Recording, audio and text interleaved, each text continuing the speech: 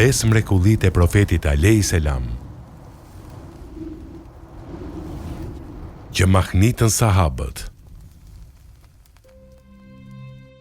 Profeti Muhammed alayhis salam ishte një oqean i pakufishëm sakrificash, dhe det i pafund dhe mshurie, dhe sprovat e pafundme që kaloi, bën që besimtarët ta donin shumë atë. Kjo ishte një dashuri që e bëri gurin të fliste. Kjo ishte një dashuri që bëri trungjet e pemëve të flisnin dhe që të qanin.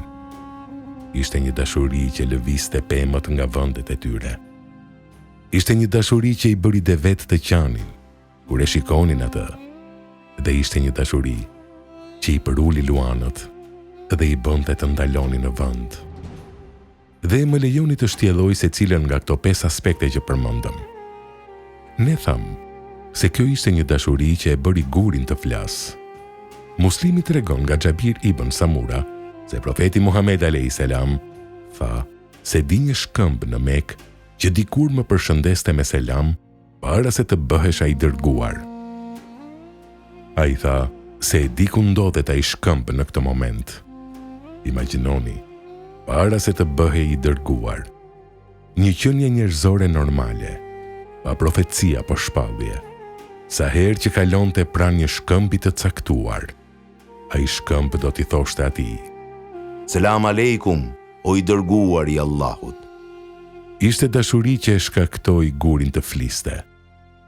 Objektet e pajeta do të vazhdonin të flisnin në praninë e tij. Ebu Dheri, një sahab, ka thënë: Kam qenë veti pranishëm në një ditë të caktuar, kur ishim ulur në një rreth studimi me profetin Muhammed alayhis salam, edhe në dorën e tij kishte guralec. Më pas, guralecët filluan të lavdërojnë Allahun. Ne dëgjuam tingujt e guralecëve duke folur. Në atë mbledhje, thot Ebu Dheri, ishin Ebu Bekri, Omeri, Othmani dhe Aliu, dhe të gjithë ata e dëgjuan zërin e guralecëve duke thënë: Subhanallah, elhamdulillah, teksa ndodheshin në duart e profetit të Allahut. Ishte një dashuri që bëri që gurët të flisnin. Ishte dashuria që bëri trungjet që të qanin. Muslimi transmeton nga Xhabir ibn Abdullah se i dërguari i Allahut i jepte hutben e xumas pra një trungu peme. Ai do të mbështetej në të kur jepte ligjëratën, dhe më pas një burr nga ensarët, dhe në një transmetim tjetër thuhet se edhe një grua nga ensarët i patën thënë pejgamberit alayhis salam: A do që të ndërtojmë për ty një foltore, që të mund të ulesh të pushosh teksa u flet sahabëve? Ai i tha: Po, pse jo? Kështu, ata i ndërtuan atij foltore, dhe kështu tani ai nuk ishte pse të qëndronte më pranë trungut të pemës. Hutben e parë që dha larg trungut të pemës, subhanallah, kur filloi të flas, transmetuesi tregon se si trungu i pemës të filloi të bërtas. Ishte një e bërtitur që e dëgjuan që të gjithë. Dhe ky transmetim ka ardhur deri tek ne nga shumë hallka të tjera prej transmetimeve të shumta, sepse ishte një mbledhje publike. Kur ndodhi kjo gjë që të gjithë sahabët e dëgjuan, filloi të bërtiste si një foshnje që ishte shumë i pakënaqur. Kështu që profeti alayhis salam zbriti nga foltorja, shkoi pranë trungut të pemës dhe e përqafoi atë. Subhanallah. Dhe ai e mbajti ashtu në krahët e tij. Dhe transmetimet tregojnë se trungu filloi të rënkonte dhe filloi të qante shpejt si një fëmijë kur e qetëson nëna e tij. Dhe ai qëndroi aty derisa u qetësua dhe pastaj u kthye nga sahabët, duke i thënë atyre se çfarë ishte kjo. Dhe ai u tha atyre se ishte duke qartë, sepse i kishte munguar të dëgjonte ligjëratën, siç e dëgjonte kur unë qëndroja pranë këtij trungu. Në një transmetim tjetër, e cila vjen nga Ad Darimi, është transmetimi që ka lidhje me historinë më parë, dhe ai tha: Betohem në Allahun që posedon jetën time. Nëse nuk do të kisha lënë minberin tim dhe të vija ta përqafoja pemën, atëherë do të kishte vazhduar të qante deri në ditën e gjykimit, për shkak të pikëllimit dhe hidhërimit, me që i dërguari i Allahut nuk ishte duke qëndruar më pranë tij. Dhe kështu, ai udhëzoi sahabët që të prisnin trungun e pemës dhe të varrosnin atë 2 metra nën tokë. Sikur të thoshte se pikëdhimi që kaloi pema ishte aq i fortë, sa vendi më i mirë tani për të do t'ishte 2 metra nën dhe. Subhanallah, dashuri që shkaktoi pemët për të qarë, dashuri që bën që pemët të lëviznin nga vendet e tyre.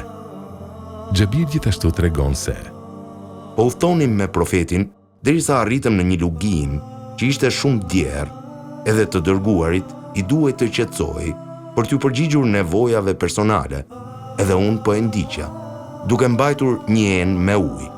Ai shikoi përreth për të gjetur ndonjë gjë me të cilën mund të mbuloj, por ai nuk gjeti asgjë.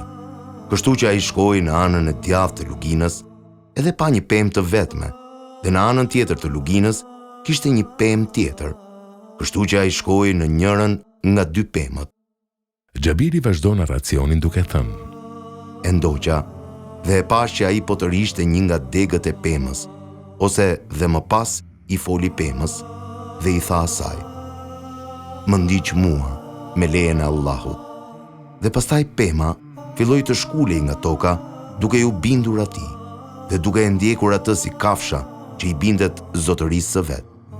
Ai ishte duke mbajtur një pemë për dore dhe ishte duke ecur me të, derisa arriti në anën tjetër të luginës. Ai arriti në anën tjetër të luginës, ai mori njërin nga degët e pemës, e të roqi dhe tha: Më ndiq mua me lejen e Allahut. Dhe pema tjetër filloi ta ndjek gjithashtu.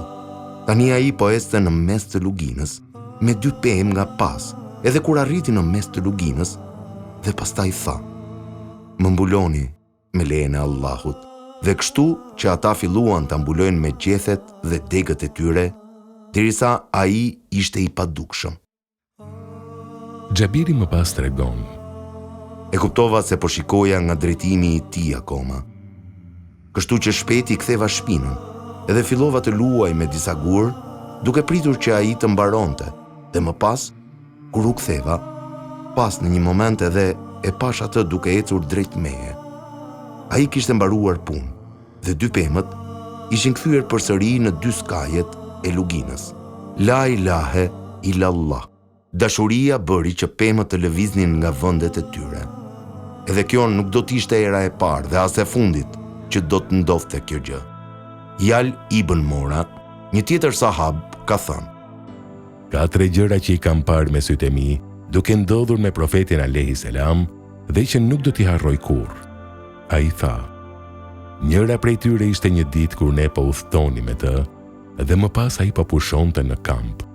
Dhe kur ishte në gjumë, një pemë u ngrit nga vendi dhe filloi të lëvizte, duke u tërhequr nga dheu, duke i shkulur rrënjët nga toka, dhe duke ecur sikur të ishte një qenie njerëzore, derisa u gjend pikërisht përballë tij, dhe pastaj e mbuloi atë.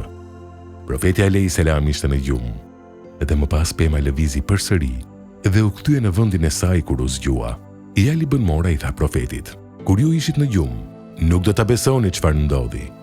Dhe i shpjegoi çfarë kishte parë. Dhe profeti tha: Kjo nuk është e çuditshme. Ai tregoi se kjo ishte një pemë që kërkoi leje nga Allahu për t'i dhënë selam të dërguarit të Allahut.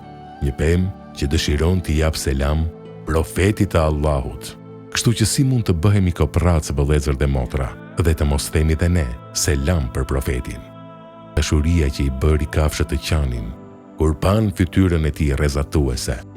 Imam Ebu Daudi tregon se Xhabiri ka treguar që një herë i dërguari hyn në kopshtin e një nga ensarve që zotronte deve, dhe në momentin që deveja pa fytyrën e profetit alayhi selam, filloi të qajë. Dhe kështu që ai u nis për tek deveja dhe filloi të vendos dorën mbi tempullin e saj, derisa u qetësua dhe qëndroi ashtu.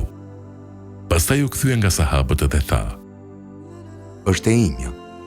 Dhe më pas profeti alayhi selam i tërhoqi vërejtja dhe i tha atij: A nuk i friksoheni Allahut në lidhje me deven, të cilën Allahu i madhëruar e ka vënë nën zotrimin tuaj, pasi deveja jote sapo u ankua, sepse e ke lënë të uritur dhe se po i jep shumë detyra. Subhanallah. Dhe ne gjithashtu thamë që kjo ishte dashuri që përulte luanët dhe që i bëri të ndaloj në vend. Ishte një sahab me nofkën Safina, i cili ishte ai që na tregon historinë tjetër.